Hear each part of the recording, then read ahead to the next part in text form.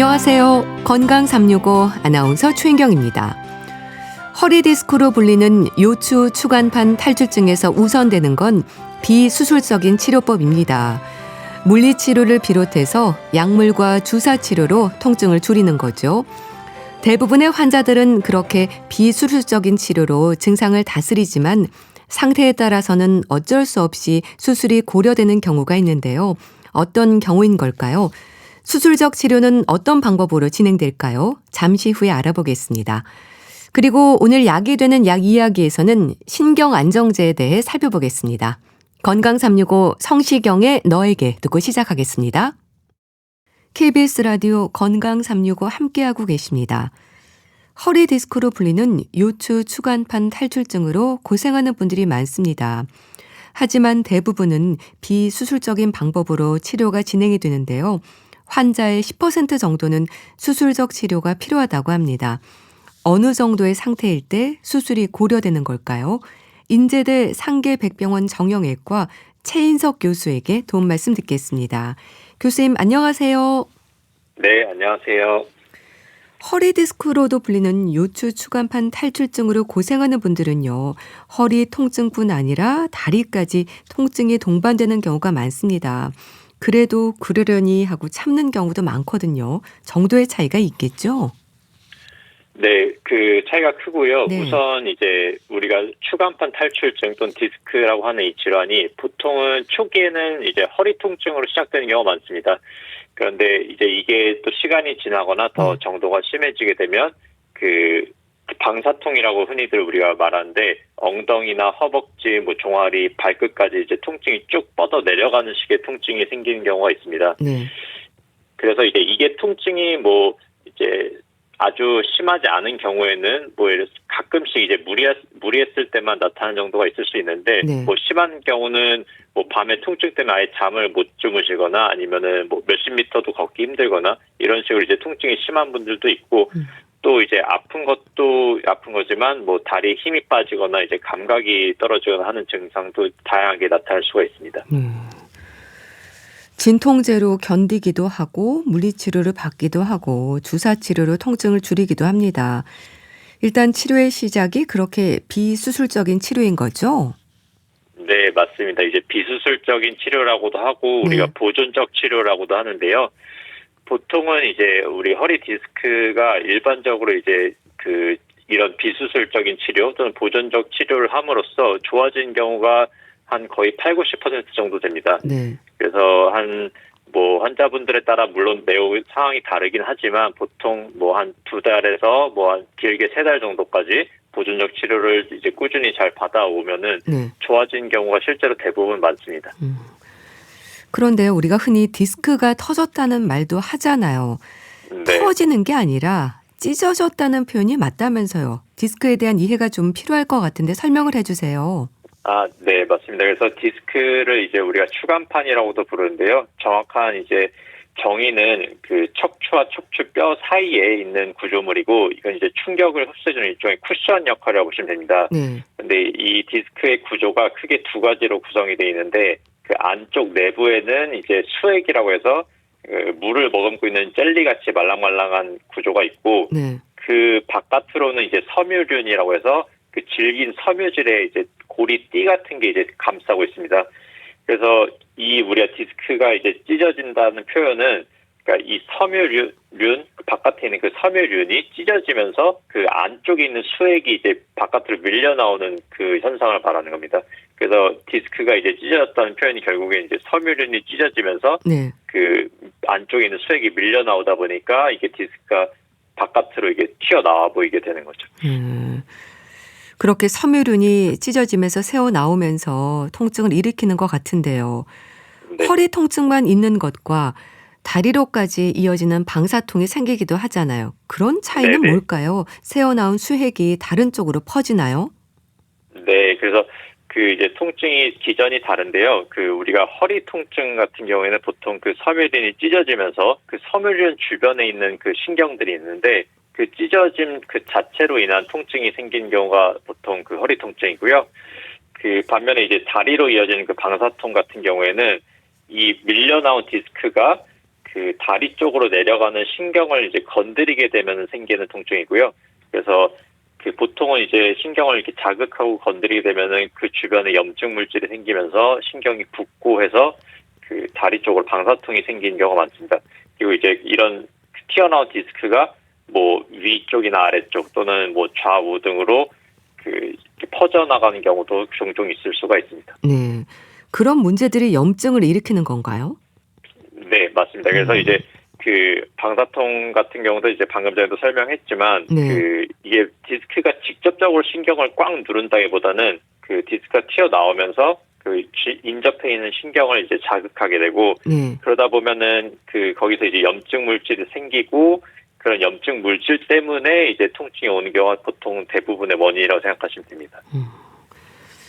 우리가 허리가 늘 묵직하게 아프다는 말도 하고요. 1년에 네. 몇 번은 갑자기 일어설 수 없을 만큼 통증이 심해지기도 하는데요. 또 약을 먹고 쉬면 괜찮아지거든요. 그 정도면 크게 걱정하지 않아도 되는 건가요? 네, 그래서 이제 보통 이런 그 허리 디스크 같은 통증의 패턴이 지금 말씀하신 것과 같은데요. 그래서 이제 심해지는 경우도 있고 또 쉬고 하면 또 좋아지고 이런 경우가 대부분 많은데 그래서 보통 대부분의 환자분들은 이렇게 간헐적으로 해서 1년에 몇 번 정도만 이제 나타나고 뭐 그 사이에 이제 우리가 약 먹거나 뭐 아니면 주사 치료하거나 이런 식으로 해서 이제 빨리 호전이 되는 경우 보통은 이제 그런 경우는 우리가 크게 걱정하지 않아도 되는데요. 네. 대신에 이 주기가 그러니까 통증이 이제 나타난 주기가 이제 점점 더 자주 나타난다든지 더 심해진다든지 이런 경우에는 이제 빠르게 병원에서 이제 진료를 받고 정확한 진단을 받는 게 좋습니다. 또 다리까지 통증이 뻗치는 방사통은요. 다리가 저리고 시리고 당긴다는 말을 하거든요. 네. 아무래도 증상에도 차이가 있던데요. 흔히 말하는 척추 4번과 5번처럼 발병 부위에 따라서 증상도 달라질까요? 네, 맞습니다. 그래서 이제 환자분들이 실제로 이제 외래 진료에서 보면은 네. 증상을 표현하는 그런 이제 방식이나 언어도 되게 다른데요. 뭐 네. 당긴다고도 하고 뭐 저리고 뭐 시리고 하는 분들도 있고 그리고 이제 말씀하신 것처럼 척추 이제 4번, 5번 그러니까 발병 위치에 따라서도 또 이제 통증의 위치가 달라지는데 네. 보통은 이제 우리가 흔하게 이제 허리 디스크가 생기는 부분이 이제 요추 4, 5번, 그다음에 5번, 천추 1번 그 디스크 두 개인데 4, 5번 같은 경우에는 이제 보통 다리 바깥쪽, 가쪽으로 통증이 오고 네. 그다음에 그 5번, 천추 1번 디스크 같은 경우에는 이제 뒤쪽, 그러니까 엉치나 뭐 허벅지 뒤쪽, 뭐 종아리 뒤쪽 이런 식으로 이제 통증이 오는 경우가 있습니다. 네. 그런데요, 추간판 탈출증에 있어서 되도록 수술하면 안 된다는 생각에 약물이나 물리치료로 견디게 되는데요. 어쩔 수 없이 적극적인 치료가 필요한 경우도 있지 않습니까? 수술이 네. 고려되는 경우가 어떤 경우일까요? 네, 그래서 이제 크게 제가 이제 말씀드린 건 이제 두 가지인데요. 첫 번째는 우선 이제 신경학적인 증상이라고 하는데 네. 좀 더 쉽게 말씀드리면은 이제 다리 쪽에 힘이 빠진다든지 아니면 감각이 떨어진다든지 아니면은 뭐 대소변에 이제 조절에 문제가 생기든지 이런 식의 이제 증상이 생기게 되면은 네. 그런 경우에는 이제 보통은 수술을 하지 않고 이제 그냥 지켜보게 되는 경우에 그 증상이 회복되지 않고 더 나빠지는 경우가 많기 때문에 네. 그런 경우 이제 수술 적극적으로 고려를 해줘야 되고 또 하나는 이제 그 비수술적인 치료를 충분히 예를 들어서 두세 달 정도 잘 꾸준히 받아왔는데도 불구하고 통증이 너무 심해서 일상생활이 안 될 정도의 통증 그런 경우에는 이제 수술적 치료를 고려하는 게 더 좋다고 말씀을 드리고 있습니다. 네. 그러니까 감각 저하나 힘이 빠지는 이런 신경학적 증상이 나타난다든지 비수술적인 보존적 치료로 증상 완화를 기대하지만 그래도 안 될 때 수술이 필요할 수 있는 거네요. 네, 맞습니다. 그래서 이제 보통은 그 아까 방금 말씀드린 것처럼 이제 보존적 치료의 어떤 기간을 한 2달, 뭐 내지 한 3달까지도 보는데요. 네. 그래서 이제 그 안에서 우리가 환자분이 이제 예를 들어서 꾸준히 치료를 잘 받고 그 상태에서 이제 호전된 추세가 보이면은 뭐 당연히 이제 수술을 하지 않고도 쭉 지켜볼 수가 있는 거고요. 네. 근데 이제 그 상태에서 이제 호전이 전혀 없거나 뭐 오히려 이제 안 좋아진다 하면은 이제 수술적인 치료도 뭐 분명히 이제 필요하다고 볼 수 있겠습니다. 수술은 환자 상태에 따라서 방법이 달라지나요? 네, 이제 뭐 달라지게 되는데요. 네. 근데 이제 그 결국에는 그냥 우리가 어떤 원칙을 말하자면은 그 최소한의 이제 개입을 하는 게 원칙이라고 보시면 되고요. 그래서 디스크에서 뭐 어떤 젊은 환자분이 디스크가 이제 일부 딱 그 한마디에서 조금만 튀어나온 경우면은 네. 우리가 그 부분만 딱 제거한 디스크 절제 수술을 하게 되고 아.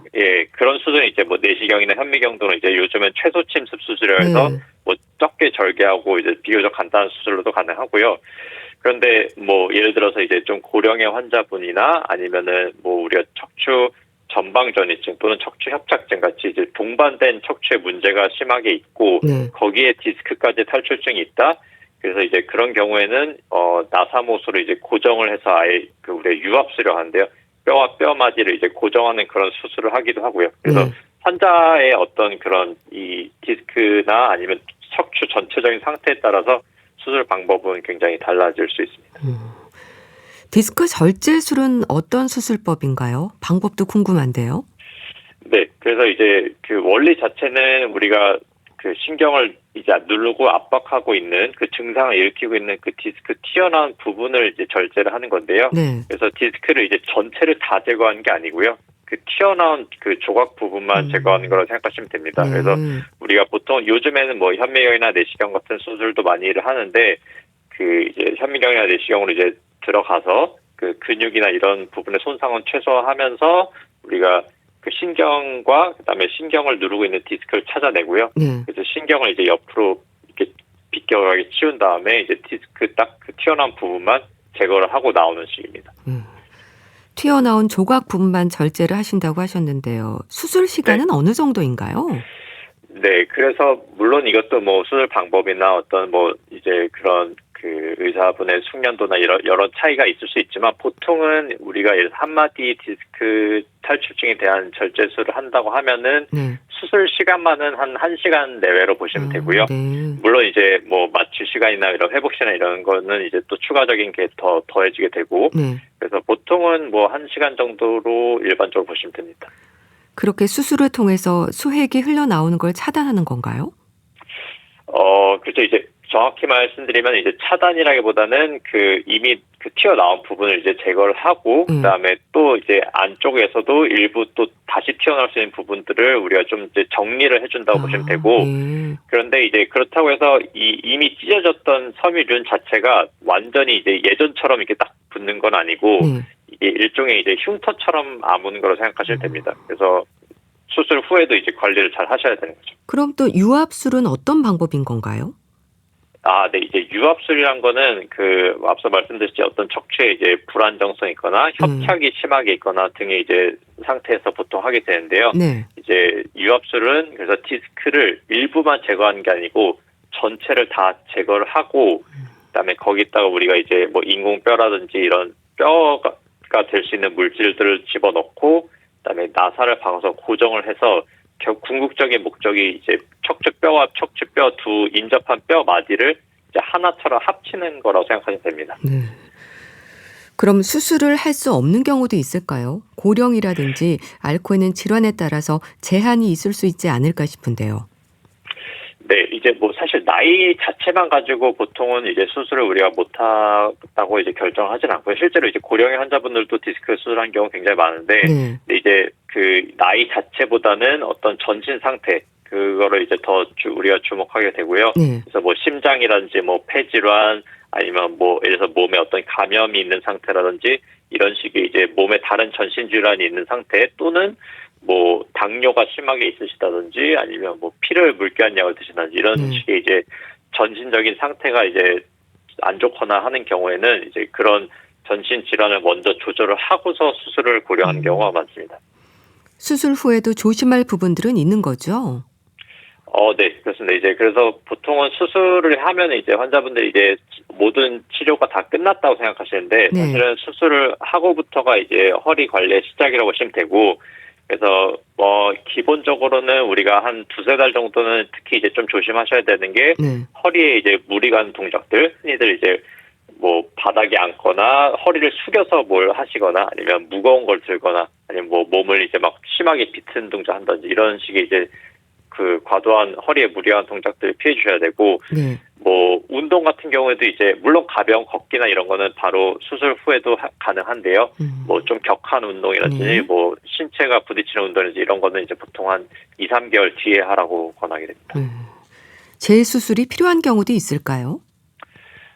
네, 있습니다. 이제 안타깝지만 보통은 뭐 디스크 수술을 하게 되면은 뭐 한 5%, 뭐 많게는 한 10%까지 보고가 있는데 이런 재발의 보고가 있고 그래서 이제 보통은 재발되는 경우가 그 이전에 튀어나왔던 부분에서 또 다시 재발하는 경우가 많습니다. 그 섬유륜이 한번 찢어지게 되면 아무래도 이제 그 부분이 아물더라도 좀 더 약한 부분이 되기 때문에 그 약한 부분을 통해서 또 다시 수액이 튀어나오고 또 디스크 탈출증이 생기는 경우가 있고요. 뭐 그거에 따라서 이제 뭐 과체중이라든지 아니면은 뭐 흡연, 뭐 당뇨, 뭐 아니 무거운 거를 이제 많이 드시는 직업이라든지 이런 경우에 이제 좀 더 그런 재발 가능성이 높다고 알려져 있습니다. 예방은 바른 자세일까요? 예방이나 증상 완화를 위해서 어떤 노력을 해야 될까요? 네, 그래서 맞습니다. 그 바른 자세를 유지하는 게 굉장히 중요한데요. 네. 우리가 이제 요추 전만의 자세라고 하는데, 그 허리가 이제 똑바로 핀 상태, 정확히 좀 더 정확하게 말하면은 이제 그 요추의 우리 정렬 곡선이 이제 C자 형태의 커브를 그린 상태 이제 이상적인 경우로 보고, 그런데 이제 반대로 이제 허리를 숙이거나 구부리거나 아니면 이제 소파 같은 푹신한 의자에 완전 이렇게 기대서 앉아 있거나 뭐 등의 이제 자세가 이제 안 좋다고 보고요. 그다음에 또 무거운 거를 이제 오래 들거나 아니면 오래 이제 한 자세로 앉아 있거나 이런 등의 이제 자세도 이제 좋지 않습니다. 네, 알겠습니다. 허리 디스크로도 불리는 추간판 탈출증, 특히 수술적 치료에 대한 말씀을 들었는데요. 인제대 상계백병원 정형외과 최인석 교수와 함께했습니다. 말씀 감사합니다. 네, 감사합니다. KBS 라디오 건강365 함께하고 계신데요. 쿨의 애상 듣고 다시 오겠습니다.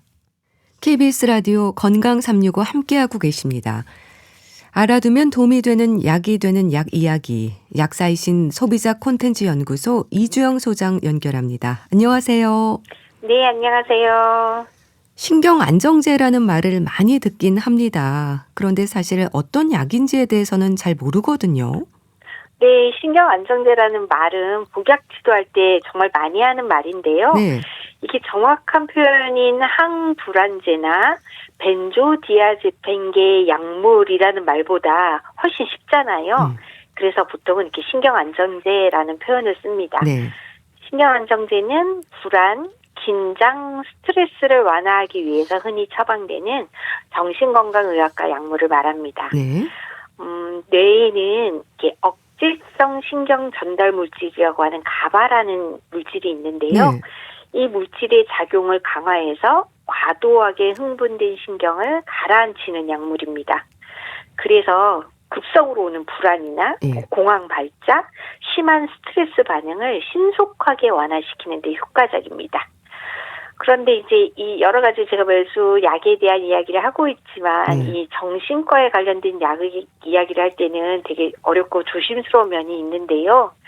이게 정신과 질환에 대한 편견이나 또 치료에 대한 거부감이 좀 있으셔서 약을 제대로 안 먹거나 자의적으로 끊는 분들이 좀 있으세요. 그러면 이게 치료 시기를 놓치거나 악화시킬 수 있기 때문에 사실 정신과 약물은 개개인에 맞는 개별적으로 맞춤으로 쓰는 약이다 이렇게 생각하시면 좋겠고요. 그럼에도 이 신경안정제는 되게 여러 질환에 많이 사용하기도 하고 또 많은 사람들이 복용하고 있는 약이고 그리고 제대로 알고 처방받아서 잘 복용하면 정말 좋은 약이어서 오늘 말씀을 좀 드리려고 합니다. 불안, 긴장, 스트레스를 완화하기 위한 약물을 신경 안정제라고 표현한다고 하셨는데요. 네. 다양한 약물들이 있는 걸로 알고 있습니다. 네. 이 신경 안정제로 사용되는 약물은 여러 가지가 있는데요. 약물에 따라서 반감기, 몸속에서 얼마나 빨리 없어지느냐, 이게 반감기고요. 그리고 벤조디아제핀 수용체에 대한 친화력, 얼마나 잘 달라붙느냐. 그리고 지용성, 수용성에 대해서 차이가 있습니다. 예를 들어 설명드리면 지용성이 높은 디아제팜은 효과가 빠르고 장시간 작용합니다. 반면에 지용성이 덜한 로라제팜은 반감기는 짧지만 이 벤조디아제핀 수용체에 대한 높은 치료력이 있어서 이 효과를 유지시킵니다. 네. 약물에 따라서 경구로 먹는 알약으로 먹은 후에 30분에서 길게는 8시간 정도 지나면 네. 이 중추신경이 억제되고 혈중 최고 농도에 도달해서 이 평온감과 이완을 가져옵니다. 대부분의 이 벤조디아제핀 계열로 분류되는 약물들은 좀 효과가 유사하긴 한데요. 네. 그래서 같은 용도로 사용될 수도 있지만 어떤 질환이나 증상에는 특정 약물이 더 자주 처방되기도 하는데요. 예를 들어 알프라졸람, 디아제팜, 로라제팜은 네. 불안 증상에 더 많이 사용되고요. 트리아졸람이라는 약은 불면증에 자주 사용됩니다. 신경 안정제와 이제 수면제나 항우울제의 차이를 궁금해하는 분들도 많을 것 같아요. 네, 신경안정제, 수면제, 항우울제 모두 이 정신과에서 자주 처방되는 약물이지만 네. 이 작용하는 기전하고 그리고 무엇 때문에 쓰느냐 그리고 효과가 나타나는 시점에서 좀 차이가 있습니다. 신경안정제는 주로 불안이나 긴장, 공황 발작, 극심한 스트레스 상황에서 약물을 복용하고 빠르면 30분 그리고 1시간 이내에 신속하게 마음을 진정시키는 효과를 발휘합니다. 그래서 뭐라고 설명드리냐면 급성 불안과 긴장을 즉각적으로 누르는 소화기 같은 역할을 합니다. 다만 단기 증상 완화에는 탁월하지만 장기간 임의로 복용할 경우에는 내성과 의존성이 생길 위험이 있어서 주로 치료 초기에 한시적으로 사용하는 약물입니다. 수면제는 어떻습니까? 수면제는요.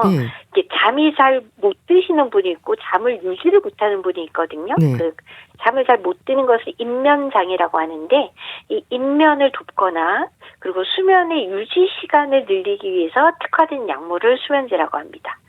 비슷합니다. 신경안정제와 비슷하게 이제 뇌의 억제성 신경계를 자극하지만 불안의 완화보다는 수면의 유도와 진정 효과에 더 집중된 약이라고 보시면 됩니다. 네. 그래서 수면제를 먹으면 졸음을 강하게 유발해서 빠르게 잠이 들게 만드는 약인데요. 네.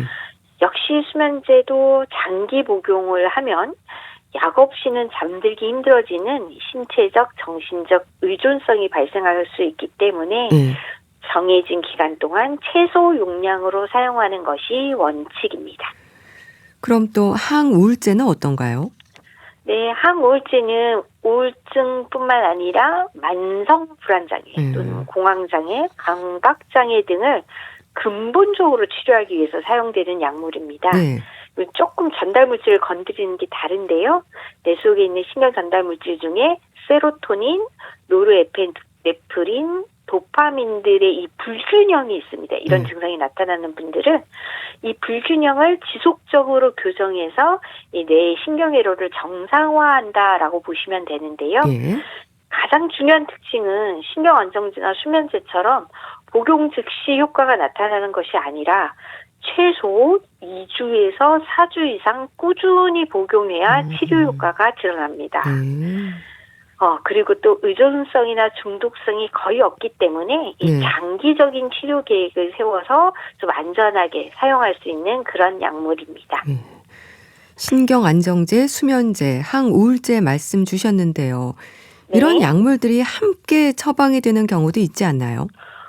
실제로 처방 받아오신 걸 보면 처방전을 보면 이 세 가지 약물이 함께 다 들어가 있는 처방전이 많습니다.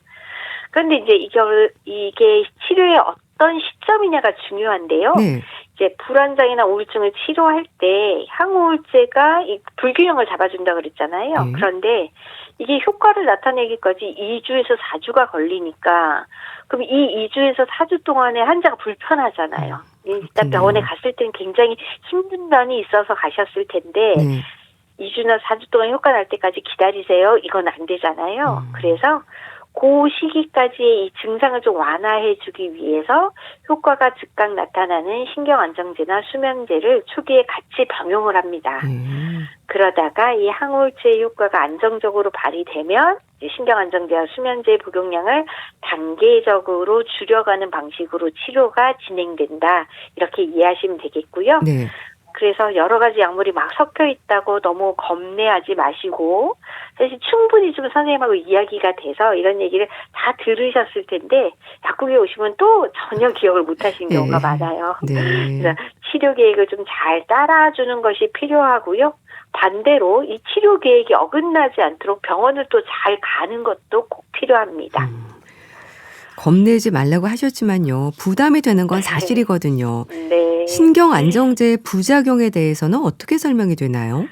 맞습니다. 다들 이제 이 정신과 약을 받으시면 부담스러워 하십니다. 그리고 신경 안정제가 약에 포함되어 있다고 하면 이 부작용 걱정을 많이 하시는데요. 이게 이제 막상 먹어보면 느껴진 느낌이 있기 때문인 것 같아요. 이게 벤조디아제핀계의 부작용이 원래 이 약이 가지고 있는 진정작용과 근육 이완 작용이 있기 때문에 생기는 부작용인데 그것 때문에 당연히 좀 졸릴 수 있고요. 그리고 기억력이 감퇴할 수 있고 좀 어지럽다 느낄 수도 있고 그 어지러움 때문에 두통을 느끼기도 합니다. 또 변비나 구강건조 같은 항콜린 비슷한 부작용이 좀 나타나기도 하고요. 피로하다라고 느끼거나 또 과민해지거나 또 더 우울해진다 이런 얘기도 하십니다. 또 전혀 다르게 메스꺼움이나 식욕 변화, 또 시야 흐림, 악몽 등 잘 때 꿈이 이상해요 이런 이야기도 하시거든요.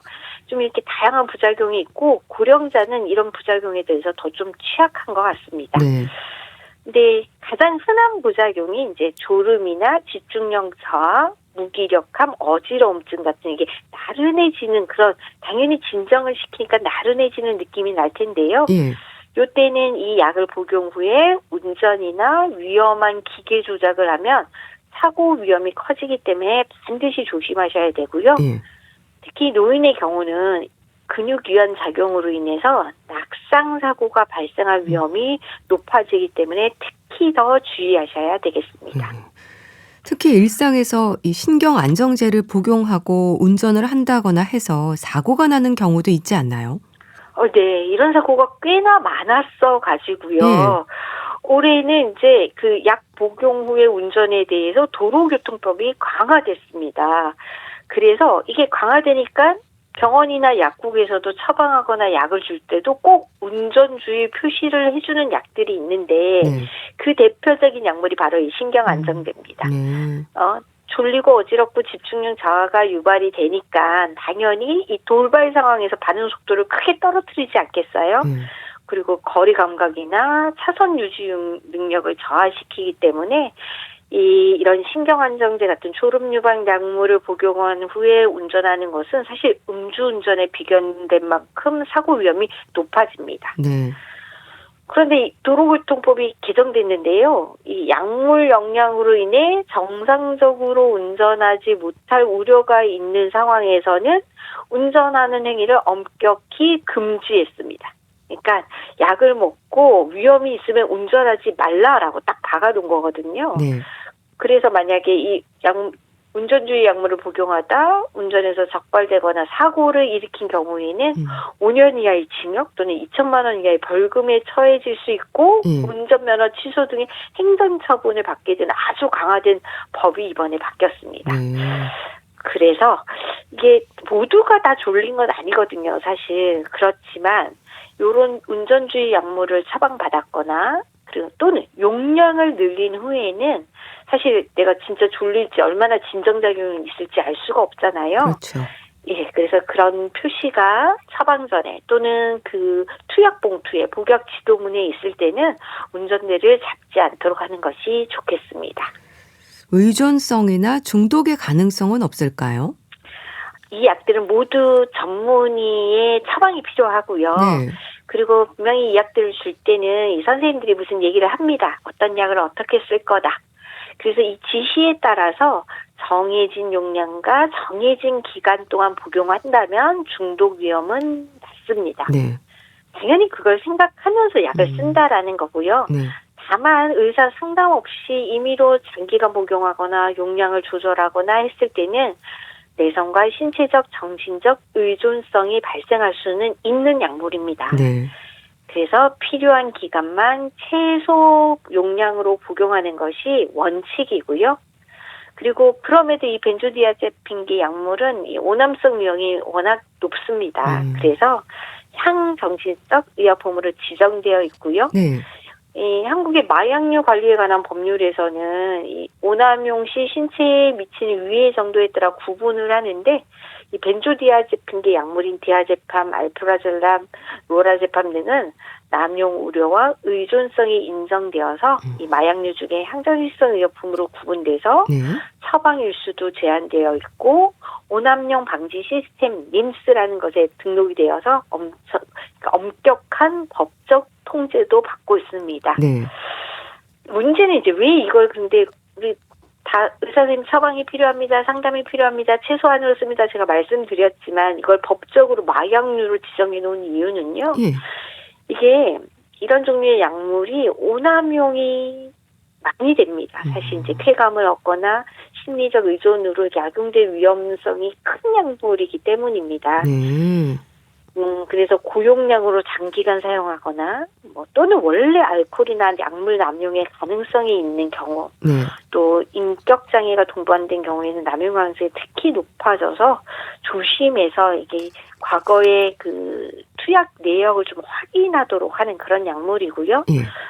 고용량을 먹었을 때는 의식 저하나 단기 기억 상실을 유발할 수 있기 때문에 예, 그래서 이게 또 범죄 수단으로 악용되는 경우도 있습니다. 네. 그래서 이게 여러 면으로 좀 위험하긴 하기 때문에 제도적으로 실질적으로 조심해서 사용해야 되는 그런 양날의 칼과 같은 약이라고 할 수 있습니다. 그렇네요. 약이 될 수도 있고 독이 될 수도 있어서 처방대로 조심을 해야 되겠네요. 네. 그런데 또 신경 안정제가 치매를 유발한다는 얘기도 있던데요. 그런가요? 이게 이 신경안정제 얘기하면은 최근에는 이게 가장 걱정 섞인 질문을 많이 받는 것이 네. 이 약 계속 먹으면 치매 걸리지 않나요? 그런데요. 사실 이게 치매가 정말 다들 걱정이 되는 질환이잖아요. 그렇죠. 근데 사실 이건 아직 딱 정답이 나온 것이 아닙니다. 그래서 아직은 연구 중인 주제라고 할 수 있는데 저는 일단 뭐라고 대답을 하냐면 필요한 만큼 최소한으로 사용하면 괜찮습니다라고 답을 해드리고 있고요. 여전히 관찰과 이게 치매라는 게 뭐 한 번 먹고 나타나는 병이 아니잖아요. 이게 오랜 시간의 관찰이 필요하기 때문에 계속 지금 아직 연구 중인 ING 결론이 안 낸 사안이라고 좀 생각하시면 되겠습니다. 계속 연구되고 있다면 제기되는 의견들이 좀 다른가 보죠? 네, 이게 연구 결과가 나올 때마다 사실 그렇다, 안 그렇다가 반복되는 모양이 있는데요. 네. 좀 정리를 해드리면 이게 치매와 관련이 있다라고 주장하는 쪽의 연구 내용을 보면 이렇게 대규모 역학 연구에 따르면 벤조디아제핀계 신경안정제를 3개월 이상 장기간 복용하거나 고용량으로 사용한 환자군에서 치매, 알츠하이머 치매가 위험이 높게 나타났다. 이런 주장을 하는 건데요. 네. 이는 약물이 이제 중추신경계를 지속적으로 억제하니 이게 뇌의 인지 기능 회복력을 떨어뜨릴 수 있다라는 가설 때문입니다. 아니사라고 주장하는 쪽은요. 이게 약물 자체가 치매를 직접 유발한다기보다는 선후 관계가 착시를 일으킨다. 이게 뭐가 먼저냐? 이게 착시를 일으킨다라는 반론인데요. 치매 초기 단계, 정부기에는 환자가 불면도 느끼고요. 불안도 있고 우울 등의 증상을 먼저 겪는 경우가 많습니다. 그래서 이 과정에서 그런 증상들을 보고서 치료를 위해서 처방받은 신경안정제를 복용했는데 그 뒤에 시간이 지나서 치매 진단을 받은 것뿐이다. 그러니까 약물 자체가 치매에 직접적인 영향은 아닐 수 있다라는 분석입니다. 둘 다 좀 더 대규모 그리고 좀 더 장기간의 이제 연구 자료를 모집해서 분석을 좀 해야지 뭐가 정답일지 나올 것 같은데 당장은 안 나올 것 같습니다. 그런데 주의할 것은요, 이 신경안정제를 복용하는 동안에 나타나는 뭐 건방져 깜빡깜빡한다든지 집중력이 저하된다든지 이 멍함 등의 증상은 진짜 치매라기보다는 양리작용으로 해서 일시적인 그 현상일 가능성이 높거든요. 그래서 이런 증상은 약물을 줄이거나 중단하면서 원래 좀 더 건강한 상태로 돌아오시면 원래 상태를 회복될 수 있다. 그러니 너무 약을 걱정하거나 두려워하지는 않았으면 좋겠습니다. 신경 안정제를 복용하는 분들에게는 끊는 시점도 있을 텐데요. 임의로 네. 결정하면 안 되는 거죠? 네, 이런저런 우려들 때문에 임의로 약을 갑자기 끊어서는 안 되는데요. 네. 이게 이제 장기간 잘 조절해서 복용하다가 갑자기 이러면 안 되지. 난 좀 괜찮아졌어 하고 또 끊으면 이전보다 불안이 더 심해지는 반동성 불안이나 불면이나 손떨림 같은 금단 증상이 나타날 수 있습니다. 네. 그래서 이런 안정제는 끊을 때도 이게 최소 기간 원래 먹을 때도 최소 기간을 먹고요. 예. 줄일 때도 단계적으로 좀 줄여나가시는 것이 좋습니다. 사실 의사 선생님들이 이런 약을 쓸 때는 그런 치료 계획을 세우거든요. 예. 천천히 올리고 얼마 정도 유지하다가 어떤 증상이 나아지고 괜찮아지면 천천히 줄인다. 이런 계획을 가지고 쓰시기 때문에 네. 그 계획을 따라가 주시는 게 좋겠고요. 특히 이제 인지 기능이 약해진 고령자의 경우는 상담을 통해서 용량을 축소하거나 또는 아까 제가 내성이나 좀 의존성이 적은 항우울제 등의 다른 약제로 대체 약물로 전환할 수도 있기 때문에 네. 잘 상담하시고 의사 선생님 말씀을 잘 들었으면 좋겠습니다. 네. 또 이런 경우도 있을 것 같아요. 증상이 네. 있거나 할 때만 먹는 거죠? 이건 어떨까요? 네. 실제로 필요할 때만 또는 느껴지는 증상이, 불안 증상이 나타날 때만 복용하라고 처방이 나오는 경우도 있습니다. 네. PRN으로 이렇게 처방이 나오는 건데요. 이 벤조디아ze핀 계열의 항불안제는 왜 즉각적으로 효과가 나타난다고 했잖아요. 예. 이게 장점이기 때문에 갑자기 심한 불안이 갑자기 발생하거나 또는 비상 상황, 스트레스를 갑자기 받았을 때 가지고 있다가 상비약처럼 복용하시도록 처방을 하기도 합니다. 이때도 이제 용량은 꼭 지켜주셔야 되고요. 네. 그래야지만 빠른 증상 호전을 도울 수 있고요. 그런데 이제 이렇게 말씀드리면 또 정신과 약이 모두 다 그래야 되는 줄 알고 다 먹지 말고 증상이 있을 때만 먹어야지 하시면 안 되는 게 구분하셔야 되는 게 그 항우울제 계열의 치료 약물은 왜 2주에서 4주까지 천천히 효과가 나타난다 그랬잖아요. 예. 그래서 매일 복용해야 되는 약은 천천히 효과가 나타나는 기간, 효과가 나타나지 않는 기간에도 꾸준히 먹어줘야 되기 때문에 그리고 이때는 막 중단하거나 이걸 먹거나 말거나 이렇게 들쑥날쑥 하시면 충분히 치료가 되지 않습니다. 그래서 예. 근데 이걸 이제 구분하시기가 어렵잖아요. 그러니까 이거는 어떻게 해야 되느냐? 예. 먹을 때 이제 즉각적인 효과가 있는 약인지 지속적으로 먹어서 효과가 좀 천천히 나타나는 약인지 아니면 내가 증상이 있을 때만 먹어도 되는 약인지를 좀 물어보시고 약에 대한 설명을 듣고 좀 이해하고 그리고 사용해야 하는 이게 환자가 저는 공부를 좀 하셔야 되는 약입니다라고 알려드립니다. 네. 신경 안정제 역할을 하는 일반 의약품도 있을까요? 네, 병원에 갈 정도는 아니고 또는 정신과까지 가고 싶지는 않아요라고 약국에 오셔서 그러나 내가 지금 너무 불안하고 가슴이 뛰고 급심한 스트레스를 받았다라고 무슨 약이 없어요라고 물어보신다면 일반 의약품으로 있는 약이 있습니다. 심장의 기운을 돕고 마음을 안정시키는 생약 처방인데요. 역시 이게 효능 효과를 받은 일반 의약품이어서 보시면 효능 효과가 불면, 불안, 초조, 목마름, 두근거림, 숨참, 신경쇠약 등으로 쓰여 있습니다. 좀 넓게 있지만 사실 이게 심하지 않을 때 쓴다라고 이해를 하시면 될 것 같고요. 여기는 생지형을 주역으로 해서 진액과 혈액의 생성을 도와주고 부교감 신경을 자극해서 혈압을 좀 강화시키고 신경 안정에 효과가 있는 13가지의 생약제로 구성된 천황보신단이라는 처방입니다. 이름에서 알 수 있듯이 심장에 불필요한 열을 꺼주고 기운을 살려서 마음을 진정시켜주는 보심이라는 효과가 있습니다. 만성적인 스트레스로 인해서 몸 안에 혈액과 진액이 소진되어서 나타나는 불안, 초조, 두근거림, 불면, 신경쇠약 등의 경우에 쓰이고요. 이는 현격에 이렇게 흔들어서 마시는 약도 나와 있고 환제로 된 작은 알약으로 된 것도 나와 있고 캡슐도 되어 있는 다양한 제형으로도 나와 있어서 환자의 편의에 따라서 적절하게 선택할 수 있지만 평소에 위장이 약하거나 설사를 자주 하는 체질은 이 설사를 유발할 수 있기 때문에 복용에 좀 주의하셔야 되는 약입니다. 네, 잘 들었습니다. 약이 되는 약 이야기. 오늘은 신경안정제에 대해 알아봤습니다. 소비자 콘텐츠 연구소 이주영 소장과 함께했는데요. 감사합니다. 네, 고맙습니다. 멜로망스의 사랑인가봐 보내드리면서 인사드릴게요. 오늘 방송은 KBS 콩 유튜브 채널로도 다시 들으실 수 있습니다. 건강365 아나운서 최인경이었습니다. 고맙습니다.